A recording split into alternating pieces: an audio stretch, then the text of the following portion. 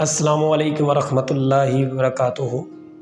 एक शाम के समय, एक शाम के वक़्त एक रेस्टोरेंट पे बहुत ज़्यादा हजूम हुआ करता था और उसी हजूम का फ़ायदा उठा करके एक शख्स जो कि खाना खाया करता था उस हजूम के अंदर घुस जाता और फ्री का खाना खाकर चला जाता। अब एक दिन एक शख्स रेस्टोरेंट में आया जो कि एक बिजनेसमैन था। अब उसने देखा कि एक शख्स है जो कि भीड़ का फ़ायदा उठा करके उसके अंदर घुस जाता है और फिर फ्री का खाना खा करके निकल जाता है।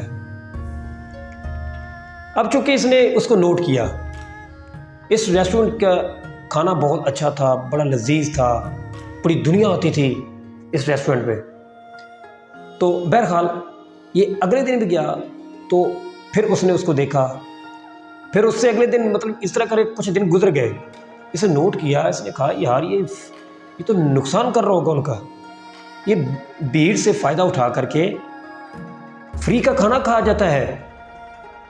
अब चूंकि इसने रेस्टोरेंट के मालिक को बताना चाहा तो इसने इशारा किया, जो कि रेस्टोरेंट का मालिक था उसने इशारा किया। वो ज़रा बिज़ी था तो उसने कहा कि आप ठहरिएगा ज़रा, मैं आपकी तरफ आता हूँ। अब जब वो फ्री हुआ तो उसकी तरफ लपका तो उसने पूछा हाँ भाई।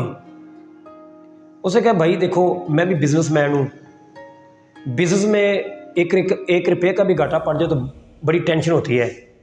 उसने कहा ये तो बात है। कहा यार तुम्हें पता नहीं है, यहाँ पे एक शख्स है जो कि जब भीड़ बढ़ती है तो वो उसका फ़ायदा उठाते हुए वो उसके अंदर घुस जाता है और फिर फ्री का खाना खा करके निकल जाता है। मैंने उससे 4 दिन हो गया नोट किया है।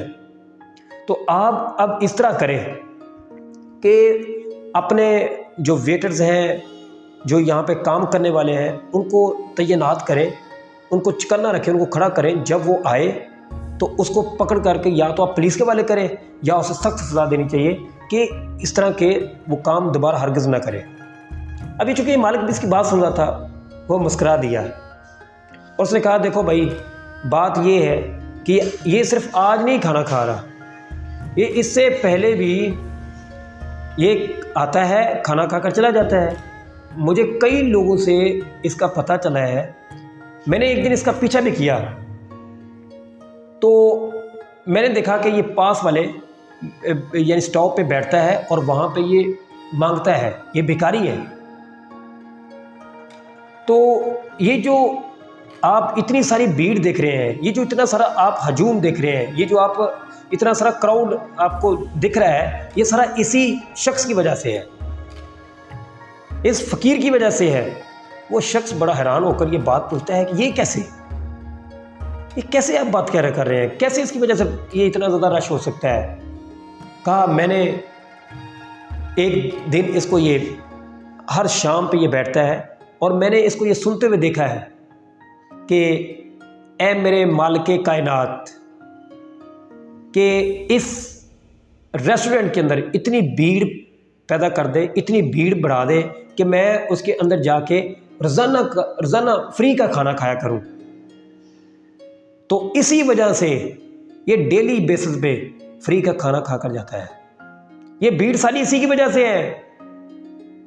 मैंने आज तक इससे इज्जत दी है, इससे रिस्पेक्ट दी है। मैंने इसको कभी भी बुरे अल्फाज से याद नहीं किया, इसको अपने रेस्टोरेंट से धक्के मार के निकाला नहीं है, बल्कि इसको इज्जत दी है।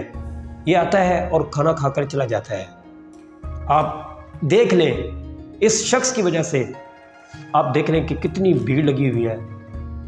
ये अपने हिस्से का खा के जाता है। अब वो शख्स इस बंदे की, ये जो रेस्टोरेंट का मालिक था, इसकी बात को समझ जाता है और कहता है यार ये बात तो ठीक है, बस हमें यही समझाना चाहिए कि जितनी भी हमारी लाइफ के अंदर खुशियाँ आती हैं और जितनी भी मसरत आती है, हैप्पीनेस आती हैं, वो किसी न किसी की दुआओं का, नेक तमन्नाओं का नतीजा होती है। हमारी ज़िंदगी के अंदर खुशियों का आना किसी की दुआओं का नतीजा होता है।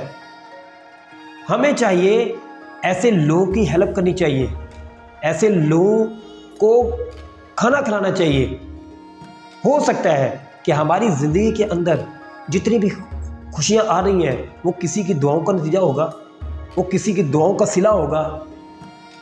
अब लाइफ के अंदर एहसान, जो ग्रेटिट्यूड है अल्लाह पाक की ज़ात का आपको दिया हुआ, उसको कभी भी फरामोश नहीं करना चाहिए, उसको कभी बुलाना नहीं चाहिए। अल्लाह की ज़ात ने आपको इतनी ज़्यादा नेमतें दी हैं, आप उसके एहसान को फरामोश करके बैठ जाते हैं। उसके लाइफ के अंदर उसको अपने पास रखते हुए उस ऊपर वाले का, उस मालिक कायनात का, उस खालिक कायनात का हमेशा से शुक्र अदा करते चाहिए। हमने आज तक किसी का थैंक यू नहीं किया, किसी का शुक्रिया नहीं किया, हत्ता कि वो हमें बदले में एक एहसान करता है हमारे ऊपर। आज तक हम खुद ही सोचे हैं, या आप खुद सोच लें अपनी लाइफ के अंदर जितनी आपकी लाइफ गुजार ली है।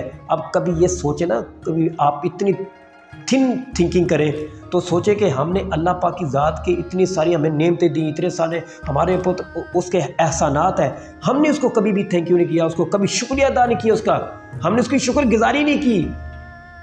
हम हत्ता कि उसके एहसानात को फरामोश करते हैं, भुला देते हैं। अल्लाह पाक की ज़ात फिर भी हमें देती है, कितनी बड़ी ज़ात है जो कि 70 माह से भी ज़्यादा आपको प्यार देती है। तो हमें चाहिए हर एक का ख्याल रखना चाहिए। हमें ये सोचना चाहिए कि ऊपर वाला जो मालिक कायनात है वो हमें किसी के दुआओं के सिले के अंदर, किसी के दुआओं के नतीजे के अंदर हमें खुशियाँ दे रहा है, हमारी ज़िंदगी के अंदर खुशियों को भर रहा है। जज़ाकल्लाह खैर। अस्सलामु अलैकुम व रहमतुल्लाहि व बरकातहू।